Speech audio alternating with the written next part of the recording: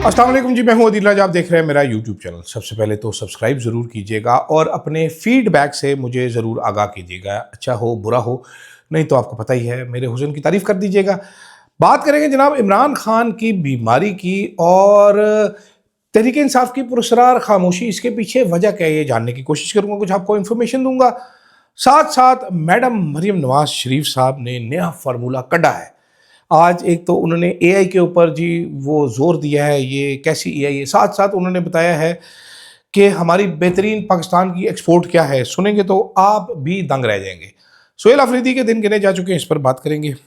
और साथ साथ जनाब हम बात करेंगे अरशद साहब की अहलिया ने एक जवाब अपना जमा कराया कॉन्स्टिट्यूशनल कोर्ट को, उसमें क्या है वो भी आपको बताएंगे।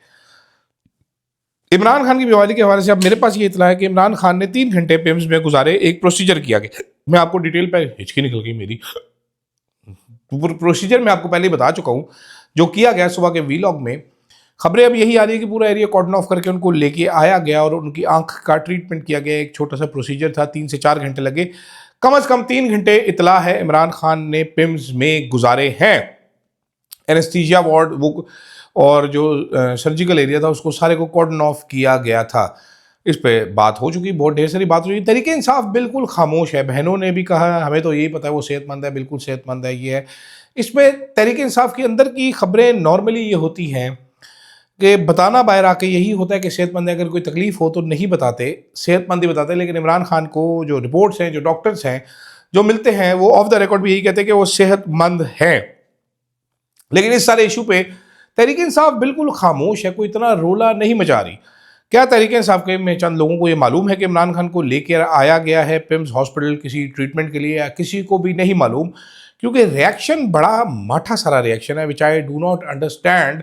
क्या माजी बैकग्राउंड पे कोई गल बात चल रही है? कुछ लोगों तहरीक इंसाफ से मेरी बात हुई, उनके मुताबिक कि शायद ऐसा नहीं हुआ, इमरान खान की सेहत बिल्कुल ठीक है और उनको हॉस्पिटल नहीं लेके आया गया। मेरा ख्याल है 1-2 दिन में सूरत हाल वाज़िया हो जाएगी। असदुल्ला खान साहब अपनी खबर पर कायम है। आज मंसूर अली खान साहब को उन्होंने झंडा भी कि भाईजान आप DGI-SPR के साथ ना मिलाएं, आपकी मेहरबानी है। और मुझे जो ज़राए बता रहे हैं वो ये ही कह रहे हैं कि असदुल्ला खान साहब की खबर ठीक ही है। मेरी पिम्स के एक साहब से बात हुई है, उन्होंने भी इस बात की तस्दीक की है। दूसरी जानिब जनाब वाला जो तरीके इंसाफ का रिएक्शन है वो फिर कहीं से भी सेटिस्फैक्ट्री नहीं है। एक बड़ा हाफ हार्टेड सा रिएक्शन था, कोई उसमें जोश नहीं था, कोई जज्बा नहीं था, कोई वलवला नहीं था, कोई फिक्रमंदी भी नज़र नहीं आ रही। वो भी बिजनेस एज यूजुअल में उलझे हुए नज़र आ रहे हैं, आगे पीछे हो रहे हैं, कुछ समझ नहीं आ रही कर रहे हैं क्या कर रहे हैं, कैसे कर रहे हैं, मुझे तो नहीं समझ आई। आपको समझ आइए तो ज़रूर बताइएगा। दूसरी जानब सुहेल अफरीदी के पीछे जनाब आप पड़ चुके हैं। अब बार बार टाउट्स धमकियाँ लगा रहे हैं कि बस चंद दिन की बात है, सुहेल अफरीदी फारिग होने वाला है। इस सिलसिले में इलेक्शन कमीशन ने जनाब उन्होंने 4 फरवरी को धमकियों वाला केस जो है, मुबैना धमकी और ज़ाब्ता इखलाक की खिलाफ वर्जी वाला केस 4 फरवरी के लिए मुकर्रर कर दिया सुहेल अफरीदी के लिए, जिसमें शो कॉज नोटिस ये कहता है कि क्यों ना हम तुम्हें नाअहल कर दें। इलेक्शन कमीशन कानून के तहत नाअहल नहीं कर सकता, लेकिन सुहेल अफरीदी को वो नाअहल करना चाहते हैं और वो चलाते चले जा रहे हैं। इस्लामाबाद की अदालत ने, पेशावर हाई कोर्ट ने स्टे दिया हुआ है, फिर भी वो चला रहे हैं। दूसरी जानिब इस्लामाबाद की एक अदालत ने सुहेल अफरीदी को गिरफ्तार करके पेश करने का हुक्म दे दिया। उन्होंने district and session court Islamabad ने सुहेल अफरीदी के खिलाफ रियासती इदारों पर गुमराह कौन इल्ज़ाम लगाने के केस में गिरफ्तार करके पेश करने का हुक्म दिया। ये सीनियर सिविल जज अब्बास शाह साहब जो हैं, इन्होंने केस की समाअत की माशाल्लाह, और इन्होंने वज़ीर आला KPK के नाकाबिल ज़मानत वारंट गिरफ्तारी जारी कर दी और केस की समाअत 10 फरवरी तक मुलतवी कर दी। सुहेल अफरीदी से कल अडयाला जेल के बाहर आ रहे हैं। अब्बास शाह साहब को चाहिए पुलिस को ऑर्डर करें कि फ़ौरन से पहले उनको गिरफ्तार करके इनको नाअहल करके फारिग कर दे। KP के सूबे के साथ यही होना चाहिए, बिल्कुल ऐसे ही होना चाहिए। KP के सूबा ये डिज़र्व करता है कि उनके साथ इस तरह का एलिनेटिंग सलूक किया जाए। उनके मुंतखब नुमाइंदों के ऊपर जाली किस्म के, इस तरह के फुदू किस्म के केसेस एक बार नहीं 10 बार चलाए जाएँ और KPK की आवाम को शाबाशी दी जाए कि जनाब ये लीजिए। नॉर्मली होता ही है कि इस किस्म के केसेस गंडापुर साहब के भी बनाए गए थे, ये केसेस बना के फिर डराया जाता है CM को कि हमारी बात मानो वरना तुम्हें नाअहल कर देंगे। अब देखना ये है कि सुहेल अफरीदी साहब किस हद तक आगे जाते हैं, कहाँ तक आगे जाते हैं और क्या कहते हैं। अभी तक की इतला के मुताबिक तो सुहेल अफरीदी साहब बैक ऑफ करने के लिए तैयार नहीं है, तो हो सकता है सुहेल अफरीदी साहब को नाअहल भी करार दे दें अदालत से। ये कुछ भी कर सकते हैं, मेंटल लोग हैं जनाब वाला, जिनके हाथ में इस टाइम आई हुई है माचिस। आग लगाई जा रहे हैं हर चीज़ को, तो इंतज़ार करते हैं और देखते हैं। दूसरी जानिब मेरी फेवरेट चीफ मिनिस्टर साहिबा मरीम नवाज शरीफ साहिबा ने आज एक एआई कॉन्फ्रेंस भी, कोई इस तरह की कोई चीज़ उन्होंने की थी एआई से रिलेटेड, उसमें वो बैठी हुई थी और एआई की उस पर जोर दे रही थी। मैं आपको इसमें कुछ दिखाना चाहता हूँ। मरीम नवाज, ये देखिए, ये उनका एक मखसूस पोज है जो हाथ जोड़ के बैठी होती है, ये वो बैठ के एआई कॉन्फ्रेंस में देख रही है। अब वो स्क्रीन देख रही है। अब स्क्रीन पे क्या चल रहा है? स्क्रीन पे मरीम नवाज की उसी पोज में फोटो चल रही है। ये मैं झूठ नहीं बोल रहा, ये मैं आपको पूरी भी दिखा देता हूँ तस्वीर। ये एक साइड में मरीम नवाज बैठी हुई है, दूसरी स्क्रीन पे मरीम नवाज यूं करके बैठी हुई है, स्क्रीन पे उन्हीं की तस्वीर चल रही है।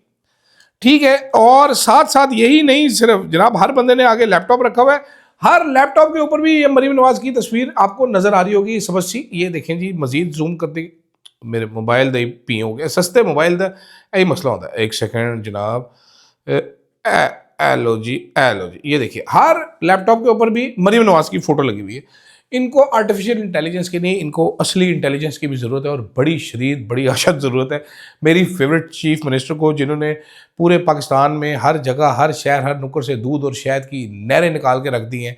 अन्य वात रब दी राह। आज इन्होंने आपको बताया हमें कि पाकिस्तान की बेहतरीन एक्सपोर्ट क्या है। इन्होंने कहा जो हम पढ़े लिखे अफराद बाहर जाते हैं, पाकिस्तान की बेहतरीन एक्सपोर्ट है। अच्छा, आप ज़रा इन लोगों से इनकी वर्ल्ड सेंस का, इनके हालात का, इनकी अकल का जायज़ा लीजिए आप। बेवकूफ़ी की इंतहा, उसको दुनिया कहती है ब्रेन ड्रेन। एक बच्चा होता है, उसको आप पढ़ाते हैं, लिखाते हैं, बड़ा आदमी बनाते हैं, उसको डॉक्टर बनाते हैं, रियासत के भी उस पर पैसे लगते हैं, माँ बाप भी उस पर इन्वेस्ट करता है। वो डॉक्टर बाहर जाता है, वो थोड़े से पैसे पाकिस्तान भेजेगा कुछ अरसे के लिए, उसके बाद उसको, क्योंकि पढ़ा लिखा होता है और बाहर के मुल्क जो होते हैं उनको चाहिए होते हैं ऐसे लोग, एजुकेटेड स्किल्ड लोग चाहिए होते हैं, वो उसको नेशनैलिटी देते हैं, वो नेशनैलिटी लेता है, अपनी फैमिली को बुलाता है, वहाँ पर जाकर सेटल हो जाता है। दूसरी तरफ से जाते हैं हमारे अनपढ़ लोग, मजदूर जाते हैं, जिनको लेबर बोलते हैं, वो वहाँ पर जाते हैं, वो सेटल नहीं हो सकते, उनके पास इतने मौके नहीं होते, वो वहाँ पर जाते हैं, जो कमाते हैं थोड़ा बहुत सेव करते हैं, वहाँ पर रखते हैं खर्चे के लिए, बाकी सब टका के पाकिस्तान भेजते हैं, जिसको रेमिटेंसेस कहते हैं, जो ज़्यादा गल्फ ममालिक से आते हैं, वहाँ पर जाते हैं। सारी दुनिया डॉक्टर्स, इंजीनियर्स, कंप्यूटर साइंटिस्ट, साइंसदान, इन लोगों को ब्रेन कहती है किसी मुल्क का, इन्होंने आगे जाके चलाना होता है। एक अच्छा डॉक्टर बनता है, वो इस मुल्क में 50 साल 30 साल खिदमत सर अंजाम देगा, काम करेगा यहाँ पर। लेकिन मैडम मरीम नवाज शरीफ कह रही है नहीं, ये हमारा बेस्ट एक्सपोर्ट है हमारी दुनिया में। अब मुझे नहीं मालूम कि इनको ये आइडिया कैसे चला गया कि एक बंदा यहाँ से पढ़ लिख कर बाहर चला गया, बाहर जाकर वो सर्विसेज दे रहा है, हमें टके का फ़ायदा नहीं हो रहा उसका बंदे का। इससे कैसे वो हमारी बेस्ट एक्सपोर्ट हुई? इसको ब्रेन ड्रेन दुनिया कहती है। खुदा के लिए मैडम मरियम, अज़मा बुखारी से ही ट्यूशन लेना शुरू कर दें, किन चक्रों में आप पड़ गई हैं, क्यों इस तरह के फुदू फड़ंग काम करती हैं।